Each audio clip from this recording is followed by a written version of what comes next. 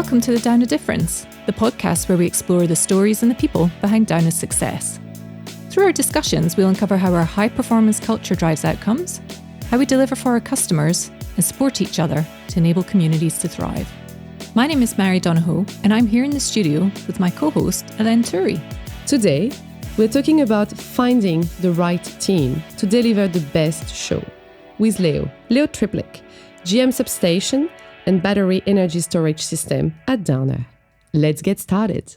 Welcome, Leo, to the Downer Difference podcast. I'm here today with Hélène Turi, and we're going to ask you a couple of questions. But to start us off, could you tell us a little bit about yourself, where you're from, and where you work at Downer? I work in substations and battery energy storage system team. I lead the team for power projects in energy and utility space. I've been with Downer, this is my second round with Downer for close to 13 years. And before that, I did 3 years before I took 2 years off somewhere else. Always been working in substations business, and since I've commenced my career in 2001. Thank you very much. And you're here to talk to us about We Own the Outcomes. Can you tell us a little bit about what that means to you? I guess it's owning the result. It's owning the culture. It's owning all the positives and the negatives of doing the work that we do for Downer and for our clients and for our customers. Ultimately, for all of the energy consumers in the regions we operate. You've said that you've been at Downer for some time, and we've talked about the fact that many people in your team have chosen to stay. I hope so. So what do you think make them stay? And what role does the culture and the team culture plays into that? I guess it's the dynamic, the camaraderie, the compatible operating styles that we all have. We're far from being the same, and we disagree probably 90% of the time. But besides that, I think collectively we make the best team that we can, and I think we find a good working solutions in us not being fully compatible with sometimes clients ourselves, but out of that chaos, I think we produce something that really works well. So that's about challenging yourself and challenging other people in your team, but with good intent, I suppose. I guess it's one of those things that everyone heard, being, having candor within the team, that everyone's open and honest, and they will express their agreement or disagreement quite openly, which I guess it saves us from making the same mistakes and just having a group think that plagues teams that have been around for too long, that they tend to challenge each other. Well, that's good. And a lot of people, when they start working at Downer, if they've got children, they start to recognise the Downer trucks. What do your kids think about you working at Downer? They think that I work with electricity. I think the first instance where my kids realise what I do is when we were in a car, and my youngest daughter, she must have been about 3.5, she says to me, "Oh, there's a power pole, and if you cut the wire, you get a power cut." And I was amazed. I said, "Where did you hear that from?" He goes, "Peppa Pig." So I guess I talk naturally when we drive, and I'll show them around what it is, and they roll their eyes like all kids do, and that we've had enough of your stories about your work. But in general sense, they understand that I work in a power industry, and something that we do along the line helps them to charge their iPhones. Yeah, they can be quite complex ideas as well. I remember my dad used to work on generators, electrical generators. Mm-hmm. We're always like, take us through that again, Dad. What is it exactly that you do? Do you think your kids will follow your footsteps? No, they're a little bit more leaning towards art rather than sciences or maths. So I think they'll probably the furthest thing away from engineering as they can. When in all of that, we've got a lot of connection. And again, when we were speaking to you last week, you've mentioned that building personal connection is important. And to the extent of, for instance, discussing what our preferred TV shows, for instance. So how often do you talk about TV shows with your team, and what's your favorite one? I guess it's a close out conversations with the teams when we do have our team meetings, we try. It happens naturally. We don't have an agenda item at the end of the meeting says we must talk about what we've read or watched. I think it's just people are so comfortable in a setting where they just come out and say, "Oh, I've been watching this," and we tend to share. And a lot of the times our interests align with some of the people. And what's your favorite TV show? Probably Seinfeld. And why? I guess I grew up during that time where it was very popular, and it sort of formed a part of growing up and what was available on TV at the time. But it sort of clicks, show about nothing. So it's a bit like life. Taking a bit of time to relax as well, I suppose. That's it. So owning the outcome, it means owning both victories and losses. Can you share an example on how this mindset has helped your team overcome challenges or celebrate your successes? I guess in the project world, there are successful projects, there are sometimes challenging projects with adverse outcomes. Overall, it's about owning and learning. So you own the lessons learned and what they provide, and I think the team's eager to implement the lessons learned. So for us, the key is whether it was a successful project or a learning outcome, is people who've worked on it proactively decide to take ownership of the result without fear of being ridiculed or disciplined. I think everyone's professional enough to have an open and honest conversation about our list of stuff-ups, as we like to call them, and share that before and after the project. Now, I know Downer has a formal Downer standard about lessons learned, and it's a good process, but what we find is that it's completed, reviewed, and then it's sort of locked away without anyone knowing where it is. Or the accessibility, the advantage of the team that's been around for better part of 13 years is that we don't have to go to a database of lessons learned. They are sort of always present at the table. Sometimes we're haunted by them. Sometimes we try to replicate all the good stuff. So I think it comes out of the people that work together for a very long time. And how do you celebrate success? We don't have formal party celebrations. I think it's just a matter of acknowledging the increased skill set, professionalism, and just have a laugh at the end of the project, I guess. Leo, you've been expanding your team nationally and applying the model from Victoria. What have you learned about expanding that team into different states? The challenges are the same. Okay. The clients tend to be almost the same, and the technology is the same. So it's just about learning how certain local informal rules are applied in various regions. But at the end of the day, we live and breathe the same technology, the same challenges with local delivery partners and clients. Some clients tend to be a little bit more formal and more commercial as opposed to some others.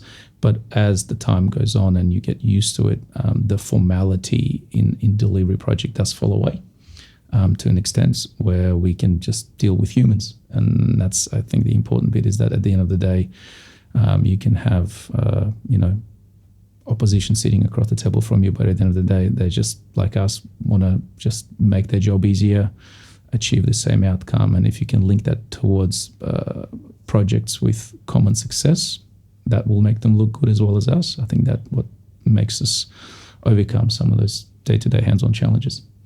And with new apprentices, graduates joining the program, although it doesn't sound like we're getting any from your family anytime soon, no young engineers coming through? No, not from my family, no. What do you do to encourage people to pick up a career at Downer?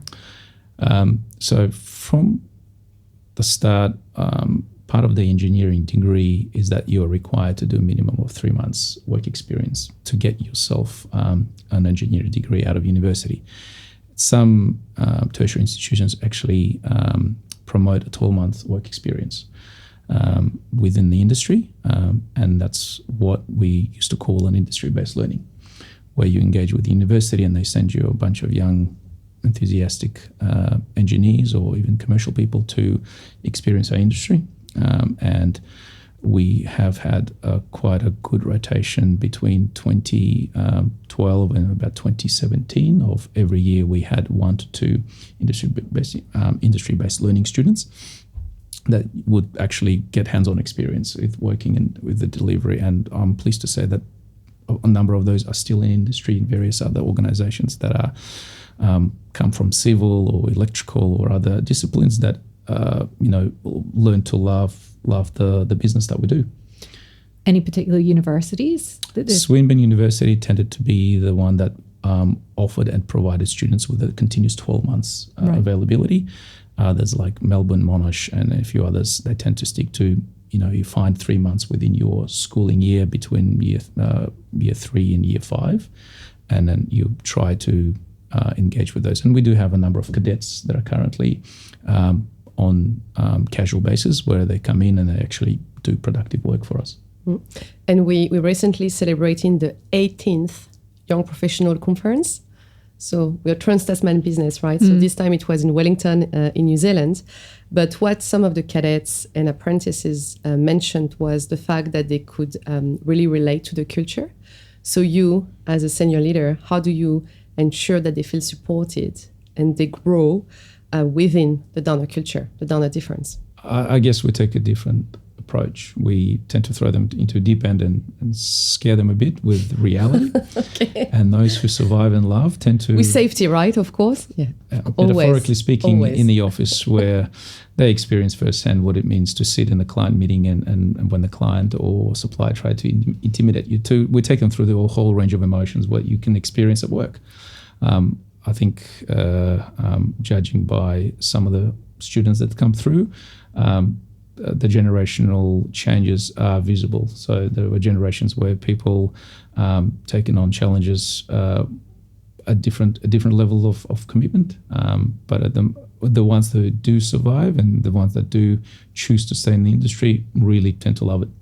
And do you think they have the same understanding to what high performance mean? Our industry and engineering and such is that we tend to focus on people who are steady performers. So yes, you do get superstars that come in short term, learn what they want, and then they fly off to do bigger and better things. We welcome those because they leave something behind. But day to day, as everyone knows, we do things that we excel at and things that we don't do excel at throughout the day. And you look for those people who are consistent performance at that level, whether they like it or they don't like it. I like to think that we've got lots of green flags, and that's what we teach people when they start at Downer as well. These are the good things that you look for in a reputable company that you're joining as well.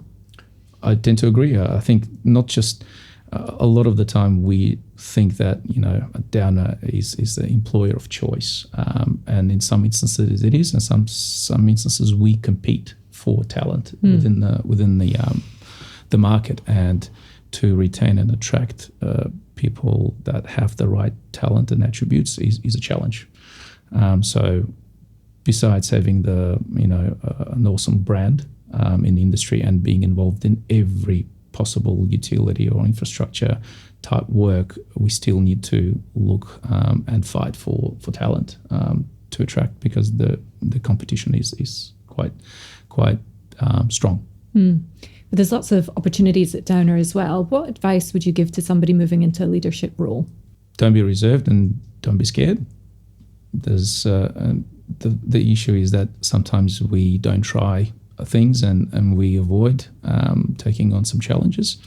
I guess the advice is that nothing is beyond people who really want to invest time and effort.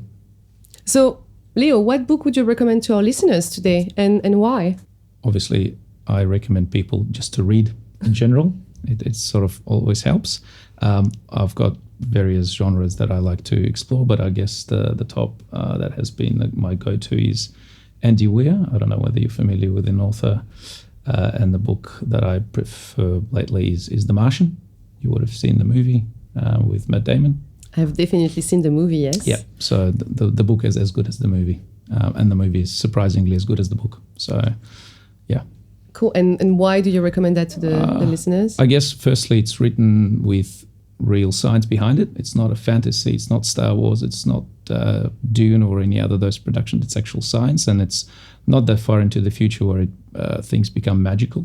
So it's actually real.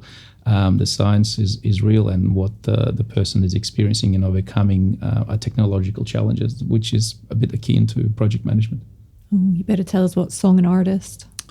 I generally like all the 80s and 90s. Queen would be my choice. We Will Rock You. No. No, the kids probably will like that, but I'm more leaning towards the show will go on, or the show must go on. Yes. Well, I'm not going to ask you think, but I have it in my head right now. So yeah. What are you the most proud of in the last 12 months? Most proud of surviving the year. In what sense? I guess as a business, I haven't lost any of my colleagues that I rather keep, if you know what I mean. Standing for each other, safety. Yes. Yep. I think the retention's been good, and the new teams that I've brought into the family is very aligned to how we do business. So it hasn't been difficult from personnel perspective. We're aligned in what we enjoy and what we want to achieve as a business. And when you get down to it, as personalities around the table, our personal goals and personal aims, or what we want to achieve in delivering projects, aligns to what Downer actually wants from the businesses. So safely make money and enjoy learning experience and developing as professionals. Love it. So one final message for people listening, if you want to leave them with something to take back home. It pays dividends to find the right team that you personally align with and spend time working with them, because that's the true reflection of success, is that when you've got a team that supports individual progress and celebrates success equally as lessons learned, I think that's all you can ask for. If we have to find a title for that episode, what would that be? The show must go on. Yay, here we go. Thank you very much, Leo. It's been an absolute pleasure to have you on the show today. And for anybody that watched this, if you enjoyed it, please subscribe to The Downer Difference and tell your friends. Thank you both for having me today. Thank you, Leo. Thank you, Leo. À bientôt. If you enjoyed today's episode, be sure to subscribe to The Downer Difference on Spotify, Apple Podcasts, or wherever you listen to your podcasts, and be sure to share it with your colleagues.